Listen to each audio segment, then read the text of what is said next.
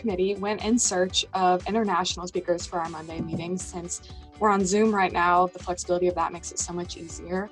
And our former member, Johan, introduced us to Mickael Rouyer. Johan's on the call, Emily. Johan's on. Oh, Johan's on the call. Hi, Johan. Thank you. Hi. Hello, everybody. So he is an experienced director in the wine and spirits industry. He's skilled in wine marketing management, and he has a degree in marketing from the Hez Management School in France and Canterbury Business School in Kent in the United Kingdom. He's also a trainer in wine marketing at the School of Wine and Spirits at the Burgundy School of Business and the Kedge Wine and Spirits Academy in Bordeaux. He has previously worked in Champagne and Burgundy. He came to Bordeaux in 2007, where he worked as a brand manager for the Bordeaux brand Mouton Cadet and was the marketing director for an owner of 40 Chateaux. He has been working for 8 years for the Blaye Côte de Bordeaux Wine Growers Association, a wine syndicate at Bordeaux with 430 wine growers. In addition to his work, he loves the United States. He has done several road trips across the country, including Route 66, East Coast, West Coast, Wyoming, Florida, and Louisiana. Bienvenue à Columbus Rotary. Columbus is missing. Hi, everybody. Thanks a lot, Emily, for your kind invitation. I will try to do my best to present an overview of the Bordeaux wine region. And as Emily said before, I'm a kind of expert in the wine business, especially in French business, French wine, Champagne, Burgundy, and Bordeaux, where I live now. And can I share my screen? Because I have a presentation. Yes, you should be able to share your screen. Yeah. Let me check.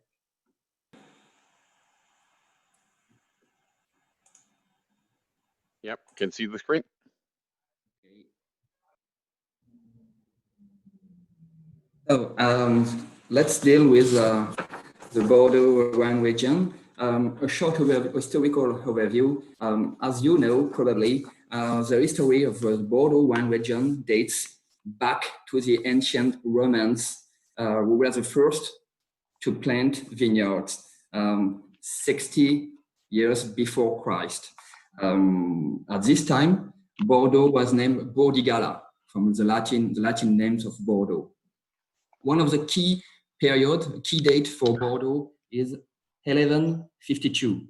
It's the wedding, the marriage of Eleanor d'Aquitaine with the future King of England, Henry II. And it was a key period because during 4 centuries, Bordeaux was mainly focused on the English market.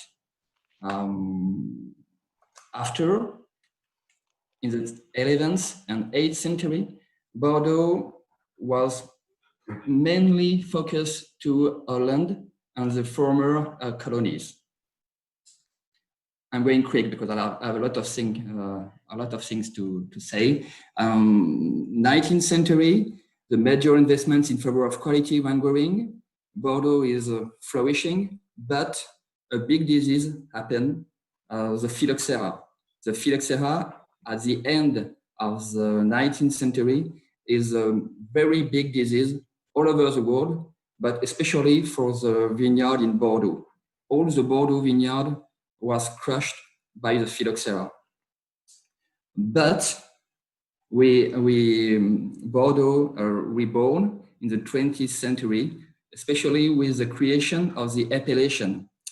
I don't know if you know the word appellation d'origine contrôlée, which means control designation of origin.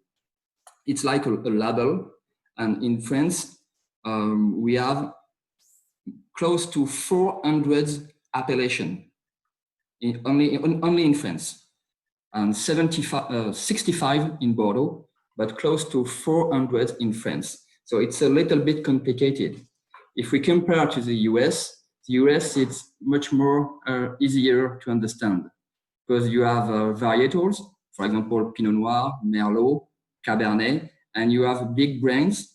We can say, for example, Mondavi or Gallo, Yellowtail, Barfoot, or very big names. But in France and in Bordeaux in particular, we have 6,000 chateaux, 6,000 wine estates in Bordeaux. So very small business, and it's very difficult for a Bordeaux wine grower to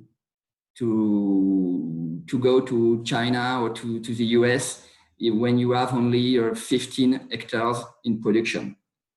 But anyway, just to focus on Bordeaux, Bordeaux is 100,000 hectares.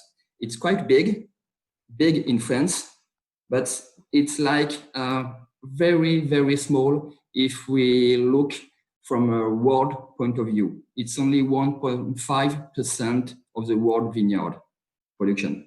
So it's not so big. It's 5 million hectoliters, so it's quite big. It's 100,000 hectares, but in comparison, for example, California, it's close to, I think, 200,000 hectares. So the double. And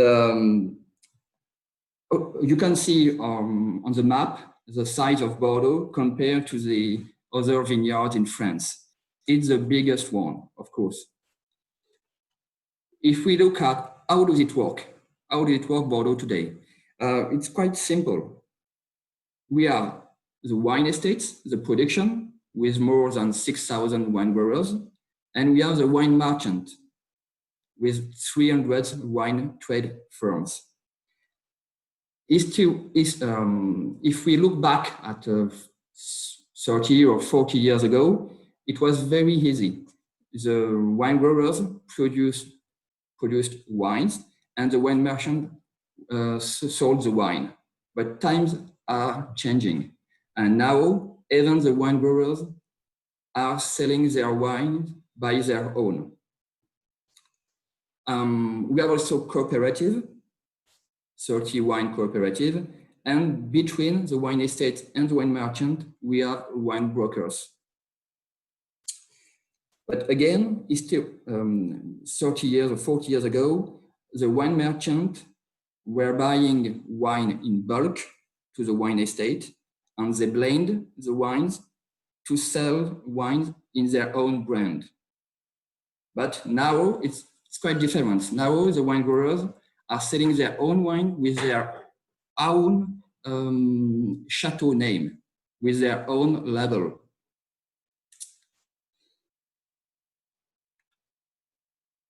If we are looking to the sales, to the market, Bordeaux, 5 million hectoliters, more than 600 million bottles, but close to 60% for the French market. The French market is very big. It's a big market. It's a market #1 from France because we are drinking a lot of wines. I don't know if you know, but in France, the wine consumption is 44 liters per habitant per year. In the US, 10 liters. You can do better. 60%, 56% for the French market, mainly on supermarket and hypermarket, 60%. And we have also 40% for restaurant, hotel, wine bar, and so on. And for the export, it's only 40% for the export. And the first market is China. China is, it depends, but 30% of the wine Bordeaux for the export. Small country, Belgium, but they are drinking a lot of wines, a lot of beer, a lot of everything, a lot of alcohol. So thanks, Belgium. And third position, USA.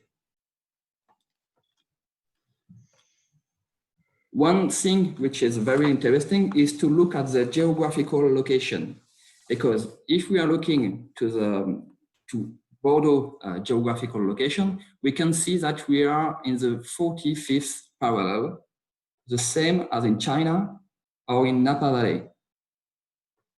We can do Merlot in Napa, we can do Merlot in Bordeaux, and we have Merlot and Cabernet in China too. Bordeaux, quite complicated.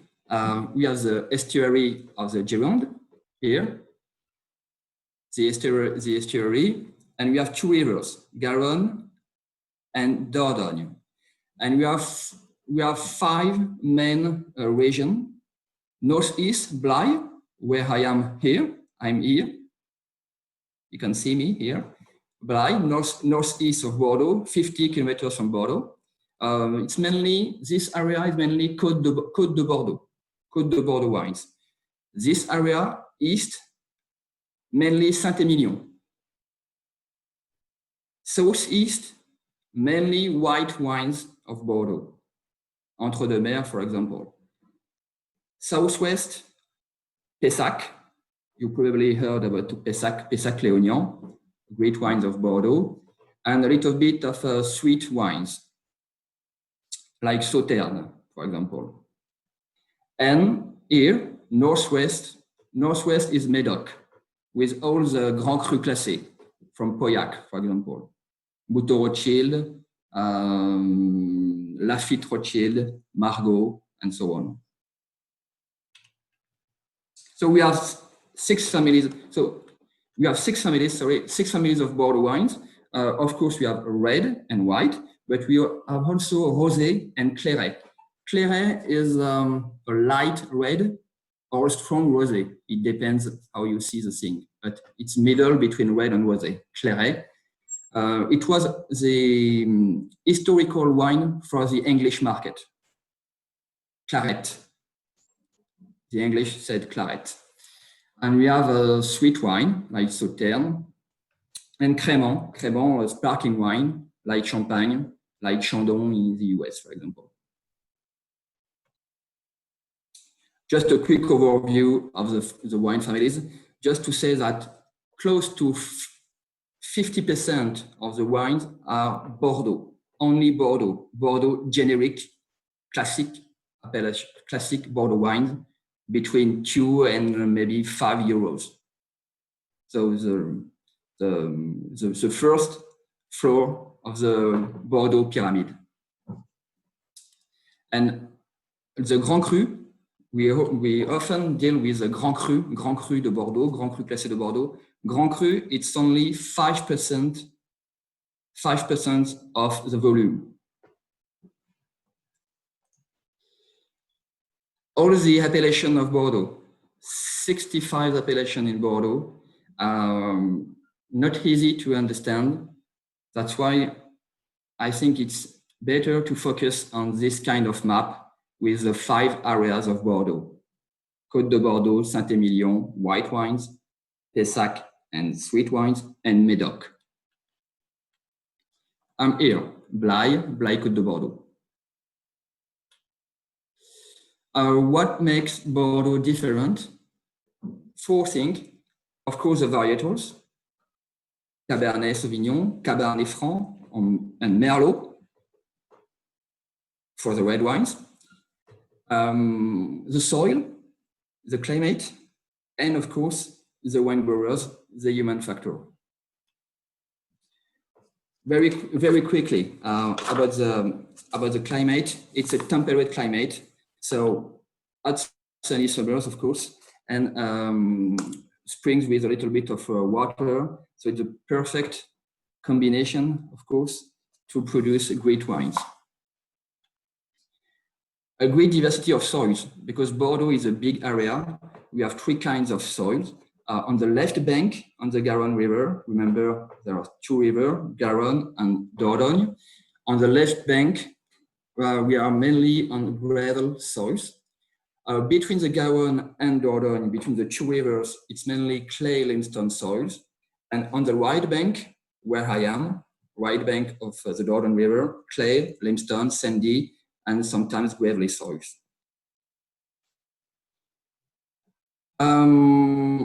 Bordeaux is mainly a red wine, as you know.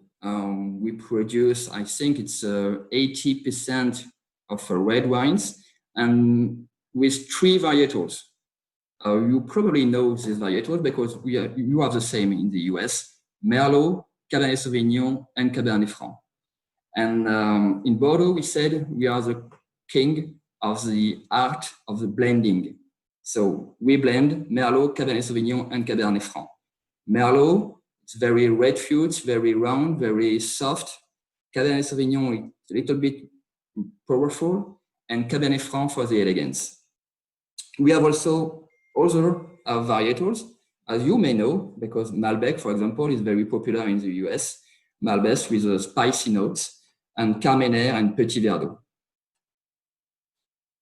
How we make wines? It's not a big deal. It's the same all over the world. Destemming, we take off stems, we crush, and we press. The first fermentation, we have 2 fermentation: alcoholic fermentation. The sugar become alcohol thanks to yeast, and the malolactic fermentation to low down acidity. That's the same all over the world. Blending, we blend Merlot, Cabernet, and Cabernet Sauvignon. Sometimes we have 100% Merlot or 100% Cabernet, but it's not very common. We can have a maturation in vats or in barrel, oak barrels, French barrel, American barrel, and then we have the final blend. That's for the red wines. For the white wines, we have 3 main varietals: Sémillon, Sauvignon Blanc, I'm sure you know Sauvignon, and Muscadel. As maybe you have noticed that we don't have Pinot Noir and Chardonnay, because Pinot Noir and Chardonnay are the varietals of Burgundy. So no Pinot Noir, no Chardonnay in Bordeaux, but mainly Merlot, Cabernet, and Sauvignon Blanc with Sémillon for the white wine. Sauvignon Blanc are very fresh aroma, very citrus, for example, and Sémillon for the character, the richness, and Muscadel for smooth and fruity. We also have another varietal, but it's not very a big deal: Sauvignon Gris, Colombard, Uni Blanc. Very few varietals in white wines. For the winemaking, it's the same thing, but of course, only 1 fermentation, the alcoholic fermentation. And after, we can blend Sémillon with Sauvignon and Muscadel with a maturation in vats or in barrels before the final blend. Maybe I can tell you a few words about the tasting. I don't know. I have seen someone with a glass. I don't know if everybody has a glass of wine. I have one with a bottle of Bordeaux wines, of Blaye Côte de Bordeaux wines. So it's very easy. The first step is all about the side, the appearance of the wine. So you fill the glass, a third of the glass is enough, and you can analyze easily the clarity, intensity, and the color of the wine. That's the first step. The second step is to smell, but to smell without shaking the wine. It's the first nose, like this. Then you shake, and you smell again. Why we shake is to free the aroma.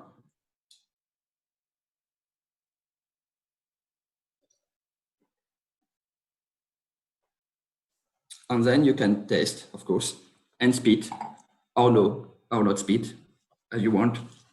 I don't even spit. So it's just a quick focus. First step: observe the wine, observe the color. The color is quite interesting because the color can tell a lot about the wine. For example, when the color is purple, for a red wine, it means that the wine is quite young, very young. At the opposite is the color of the wine is brown or very brown. It means maybe that the wine is a little bit old, or maybe the wine has a good aging potential. For example, this wine is quite a little bit brown. It's a 2014.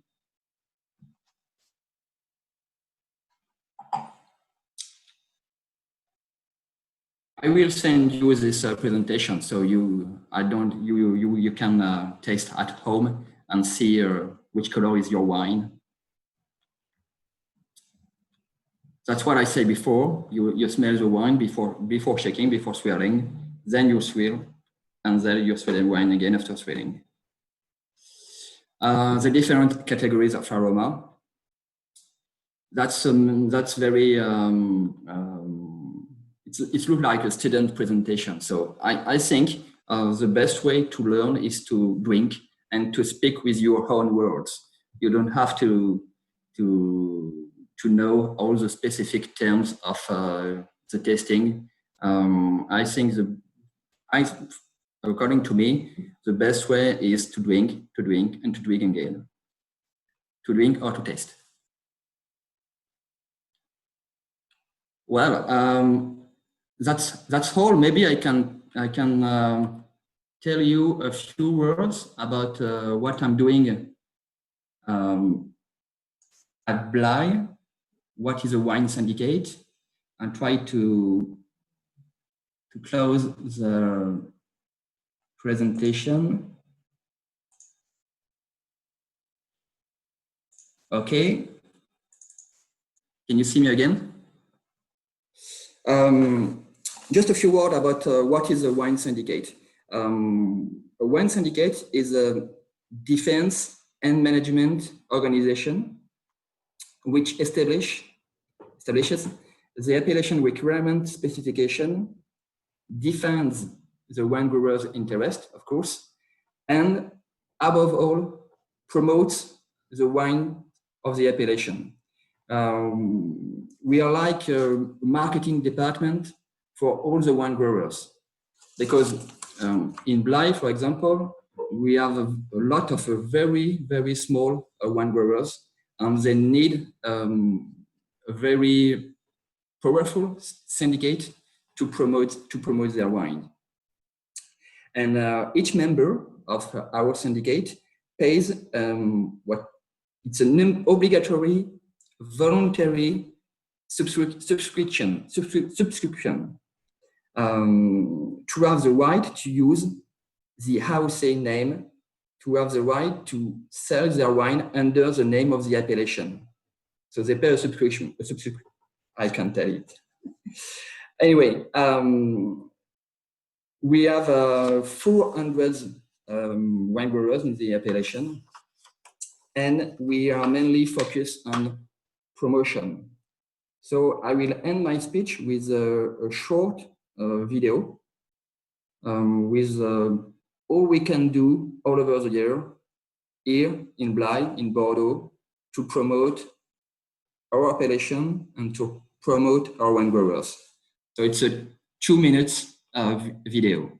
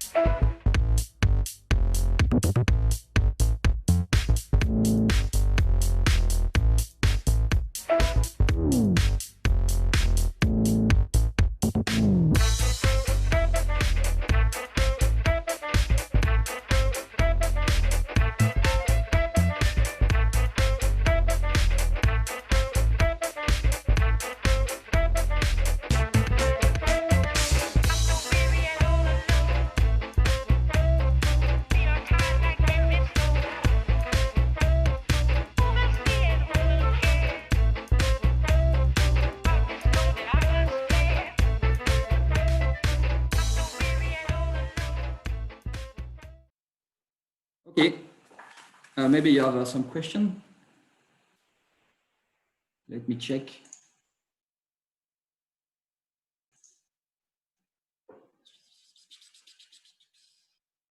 No brandy in Bordeaux, but we have a very small production of an alcohol close to cognac.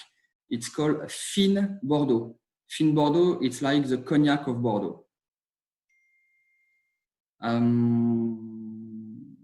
Did you follow the step to smelling it for colorway? They're asking about U.S. tariffs below, if you see that, John Davis. Yeah. Does red or white treat COVID better? Both. You can even taste rosé wine. All the wine, especially the wine from Bordeaux, are good for against COVID. I'm joking, of course.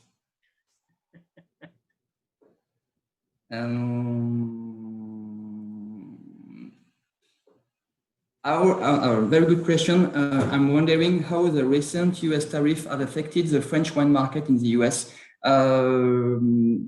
We hope that things are going to be better in the next months with your new president, because we had a tax 25% more on all the wines coming from France, and it was good. It was not a good thing at all for us. So we hope that we will negotiate with President-elected Biden. So it was not a very good thing at all for us. Can you shut out?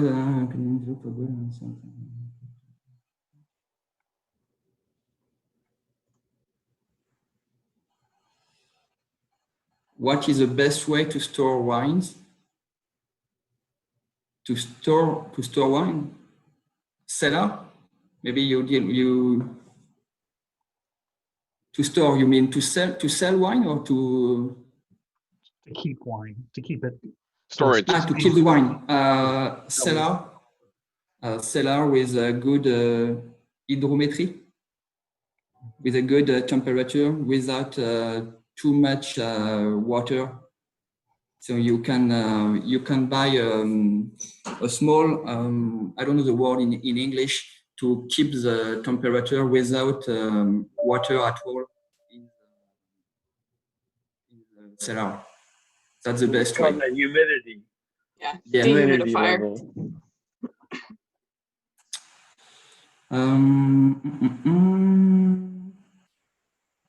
When did you become interested in your career field in the wine industry? I did my first training period in a champagne house in Reims, Champagne-Lançon, and it was a 3 months period, and it gave me the opportunity to have a second training period at the end of my studies at Bacardi Martini in the spirits, in the whiskey. I was assistant product manager for Jack Daniels and William Lawson. And that was my very first training period. And after I had the chance to begin in Champagne at Nicolas Feuillat. I don't know if you know the brand, Nicolas Feuillat. It's quite a big brand in France. And I was a product manager also in marketing. And my career is like, I don't know, route des vins, a wine road. I started to Champagne, then Burgundy, then Pauillac, then Pessac, and now Blaye. Well, so maybe after Napa Valley or Monterey, or Sonoma, I don't know. Or maybe Bordeaux, because I love Bordeaux.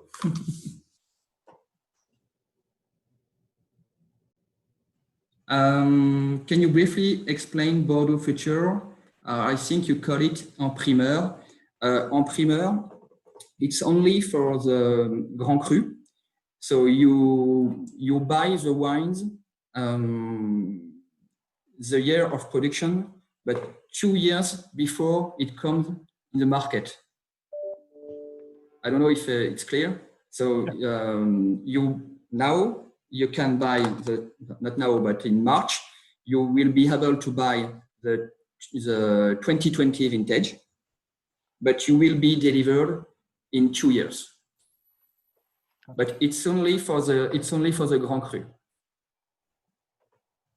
For my appellation, for example, for Blaye Côte de Bordeaux, we don't have en primeur.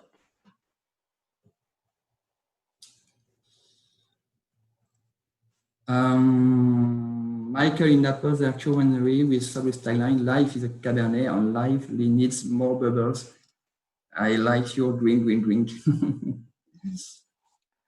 In France, we don't say drink, we say taste. But I prefer drink because it's all about drinking after all. Mm-hmm. Have you tried Ohio Vidal ice wines? No, unfortunately not.